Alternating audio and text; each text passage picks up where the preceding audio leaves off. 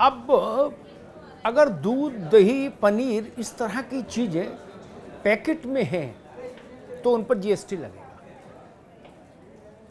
यानी दूध, दही, पनीर,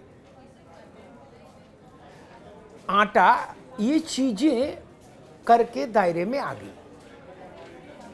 आटे पर भी जीएसटी।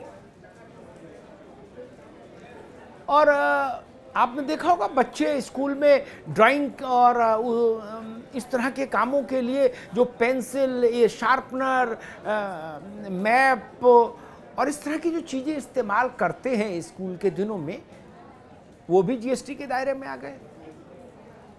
गुड़, जौ, बाजरा भी जीएसटी के दायरे में आ गया।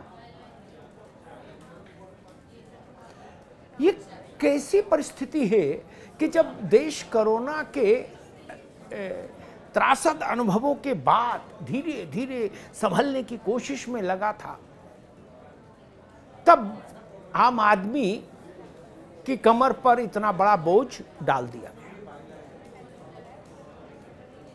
अब रोटी तो खानी है,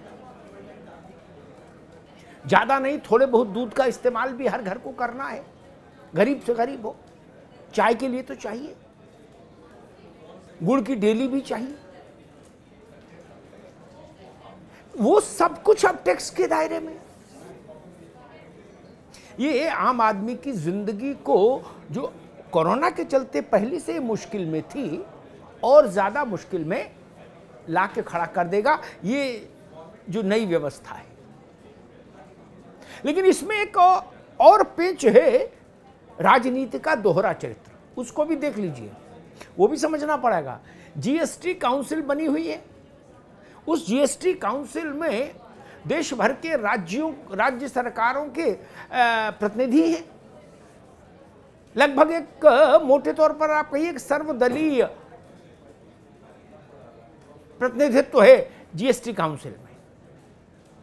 उस जीएसटी काउंसिल में ये प्रस्ताव आए और पारित हुए, यानी वहां सबने हामी भरी होगी तब ये नियम बने। जीएसटी काउंसिल में आप कुछ कहें और बाहर आकर कुछ कहें, ये नहीं चलेगा। जनता के सामने ये सच भी रखना होगा। दो मुद्दों पर बात करेंगे। आटा से लेकर दूध तक जब जीएसटी के दायरे में होगा तो ननकू और रज्जाक की जिंदगी कैसे चलेगी।